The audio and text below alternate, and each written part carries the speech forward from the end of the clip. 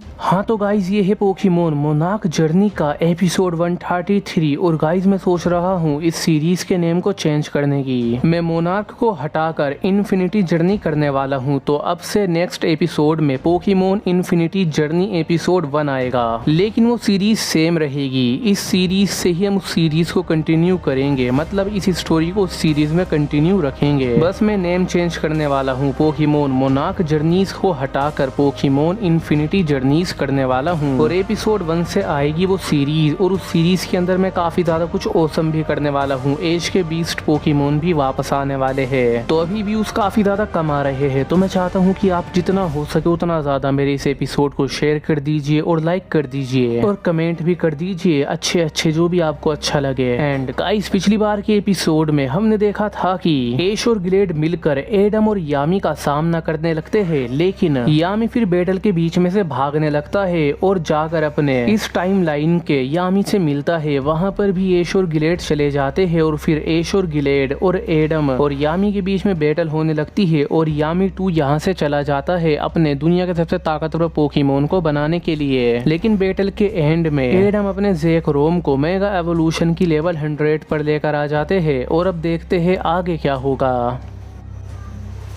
तो अब एक तरफ होते हैं गिलेड, और गिलेड अपने पोकेमोन का यूज कर रहे होते हैं शेडो गिरेटिना और हूप अनबोन्ड का। वहीं पर एश भी इनके साथ होता है और एश अपने पोकेमोन का यूज कर रहा होता है ल्यूक निंजा बॉन्ड एवोल्यूशन की लेवल 100 पर जो होता है। यामी अपने पालकिया का यूज कर रहा होता है जो कि एडम के साथ होता है, और एडम अपने पोकेमोन ज़ेकरोम का यूज कर रहे होते हैं जो कि मेगा एवोल्यूशन की लेवल 100 पर होता है। और फिर एडम अपने मेगा रेक्वाजा का भी यूज कर रहे होते हैं। तो इस तरफ भी 3 पोकेमोन होते हैं और हीरोज की टीम में भी 3 पोकेमोन होते हैं। जिसके बाद एश सीधा बैटल करने लगता है अपने डेट के ज़ेकरोम के साथ। एश का ल्यूक निंजा जो कि लेवल 100 पर होता है वो एडम के ज़ेकरोम से बैटल करने लगता है, और क्योंकि ज़ेकरोम भी लेवल 100 पर होता है तो ये बैटल काफी ज्यादा ईपिक होती है। वहीं पर गिलेड के 2 पोकेमोन होते हैं शेडो गिरेटिना और हूपा अनबोन्ड। शेडो गिरेटिना पालकिया से बैटल कर रहा होता है और हूपा अनबोन्ड मेगा रेक्वाजा से बैटल कर रहा होता है। एश कहता है ल्यूक निंजा जल्दी से वाटर सुप्रीम रश का यूज करो। अब एकदम ल्यूक निंजा अपने वाटर सुप्रीम रश का यूज कर देता है, जिसके बदले में एडम कहते हैं थंडर रश का यूज करो। तो एकदम ज़ेकरोम भी थंडर रश का यूज कर देता है। उसके बाद इन दोनों पोकेमोन में क्लैश होता है, जिससे दोनों पोकेमोन को डैमेज मिलता है और ये टकराव काफी ज्यादा भयंकर होता है। जिसके बाद एश अपने ल्यूक निंजा को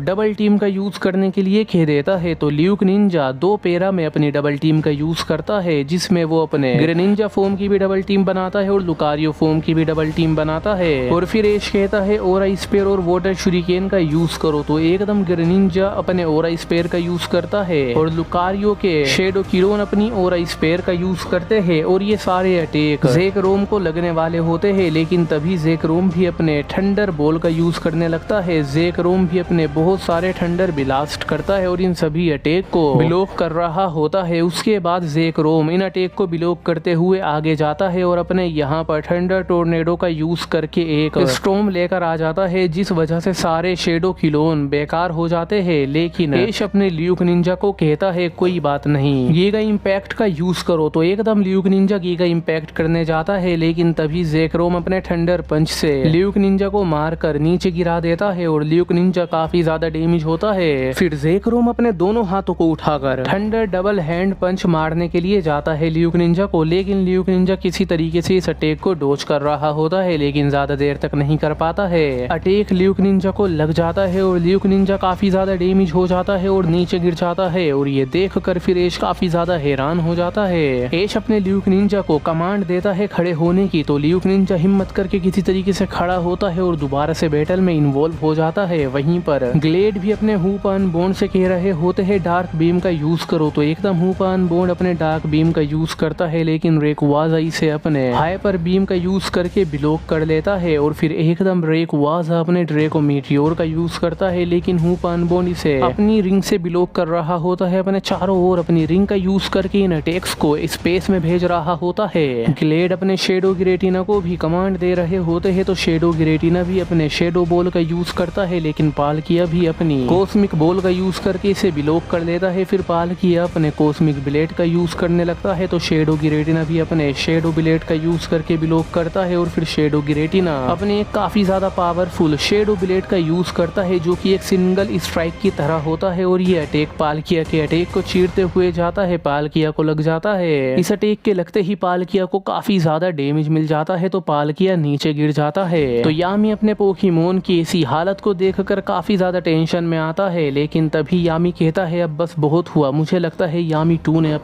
यामी 2 ने दुनिया के सबसे ताकतवर पोकेमोन को बना लिया होगा, क्योंकि उसको कैसे बनाना है वो तो सब कुछ मैंने यामी को बता ही दिया है। जो काम मैं 3 साल में करने वाला था उस काम को बस मैं आज एक दिन में ही कर लूंगा, क्योंकि सारी नॉलेज मेरे पास पहले से ही है। और यही सोचने के बाद एकदम यामी कहता है एडम मेरे पीछे आओ, यहाँ पर बैटल करके वक्त बर्बाद करने की जरूरत नहीं है। तो फिर एकदम यामी यहाँ से अपने पालकिया पर बैठकर भागने लगता है और फिर एडम भी अपने रेकुवाजा पर बैठ जाते हैं और अपने ज़ेक्रोम को लेकर यामी के पीछे जाने लगते हैं। तो एकदम ऐश और ग्लेड भी इनका पीछा करने लगते हैं। ये हेडक्वार्टर काफी ज्यादा बड़ा होता है, तो ये हेडक्वार्टर के बाहर नहीं निकले होते हैं बल्कि हेडक्वार्टर में ही एक दूसरे का पीछा कर रहे होते हैं और बैटल भी कर रहे होते हैं। ऐश भी अपने पोकेमोन के साथ आगे जा रहा होता है, क्योंकि ऐश का ल्यूक निंजा बॉन्ड पावर का यूज करके ऐश को काफी ज्यादा पावर देता है। तो ऐश केचम की भागने की स्पीड भी काफी ज्यादा हो जाती है और ग्लेड अपने शेडो गिरेटिना पर बैठे हुए होते हैं और ये सभी पोकेमोन भी भागते हुए बैटल कर रहे होते हैं। जैसे कि ऐश का ल्यूक निंजा अपने बहुत से पावरफुल डार्क टाइप अटैक कर रहा होता है, जैसे कि डार्क ओरा ब्लास्ट और ओरा बीम, लेकिन पालकिया और रेकुवाजा इन अटैक को ब्लॉक कर रहे होते हैं और ज़ेक्रोम भी इन अटैक को ब्लॉक कर रहे होते हैं। शेडो गिरेटिना भी अपनी शेडो बॉल कर रहा होता है, फायर बॉल कर रहा होता है। लेकिन फिर भागते भागते ये सभी लोग एक काफी ज्यादा बड़ी सी लैब में आ जाते हैं, जहाँ पर काफी ज्यादा बड़ी बड़ी मशीनें होती है और काफी ज्यादा बड़े बड़े कैप्सूल होते हैं और सामने ही 3 कैप्सूल होते हैं। जो अगल बगल वाले कैप्सूल होते हैं उसके अंदर ज़ाइगार्ड होता है और एक जगह एक म्यूटू होता है और बीच वाले कैप्सूल में इन दोनों पोकेमोन का डीएनए जा रहा होता है। ये दोनों मेन सोर्स पोकेमोन होते हैं जो कि काफी ज्यादा पावरफुल है, लेकिन इनके अलावा भी बहुत सी टाइपिंग के पोकेमोन के डीएनए उस बीच वाले कैप्सूल में जा रहे होते हैं। मतलब पोकेमोन वर्ल्ड में जितनी भी टाइपिंग के पोकेमोन होते हैं सभी टाइपिंग के पोकेमोन का डीएनए जा रहा होता है बीच वाले कैप्सूल में और फिर सभी टाइपिंग के डीएनए को मिलाकर यहाँ पर एक पोकेमोन वजूद में आ जाता है।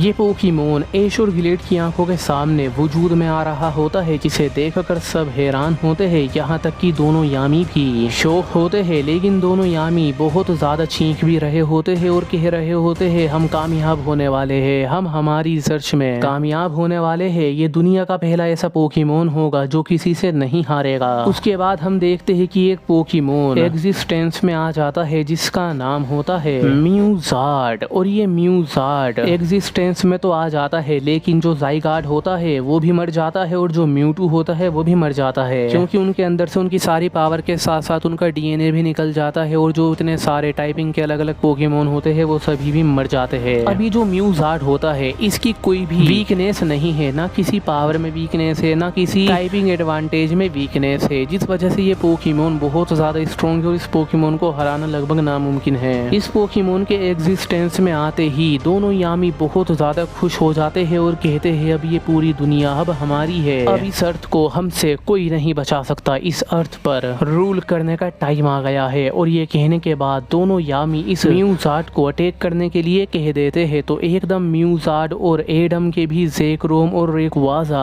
हीरोज के पोकेमोन पर टूट पड़ते हैं। ऐश का ल्यूक निंजा भी अपना मोस्ट पावरफुल अटैक कर देता है जाइंट और अवोटा शुरिकेन, लेकिन इसे म्यूज़ार्ड आसानी से बेकार करता है और फिर एक सुपर कॉस्मिक नोवा पंच लगा देता है ल्यूक निंजा को। तो एकदम ल्यूक निंजा नॉकआउट होकर हार जाता है और दूसरी तरफ से शेडो गिरेटिना अपना गीगा इम्पैक्ट करता है, लेकिन इस गीगा इम्पैक्ट को भी म्यूज़ार्ड आसानी से अपने गीगा इम्पैक्ट से ही काउंटर कर लेता है और फिर इसको भी अपनी लेजर ब्लास्ट का यूज करके हरा देता है। फिर हुप अनबॉन्ड यहाँ पर बहुत से लेजेंडरी पोकेमोन को बुलाता है, जैसे कि लाटियोस और लाटियाज, और डियोक्सिस को बुलाता है और भी बहुत सारे पोकेमोन को बुलाता है जैसे कि क्योरेम। लेकिन इन सभी पोकेमोन का कोई फायदा नहीं होता है, क्योंकि सामने म्यूज़ार्ड होता है और मेगा एवोल्यूशन की लेवल 100 का ज़ेक्रोम होता है। म्यूज़ार्ड इनको काफी ज्यादा आसानी से अपने थंडर पंच मार के हरा देता है। लाटियाज और लाटियोस को सबसे पहले हराता है और फिर क्योरेम को हराता है। फिर डियोक्सिस भी अपना जाइंट रेड क्रशिंग ब्लास्ट का यूज करता है, लेकिन इस अटैक का म्यूज़ार्ड पर कोई असर ही नहीं होता है। म्यूज़ार्ड डिओक्सिस को भी हरा देता है अपनी लेजर बीम का यूज करके, और फिर म्यूज़ार्ड अपने थंडर स्ट्राइक का यूज करके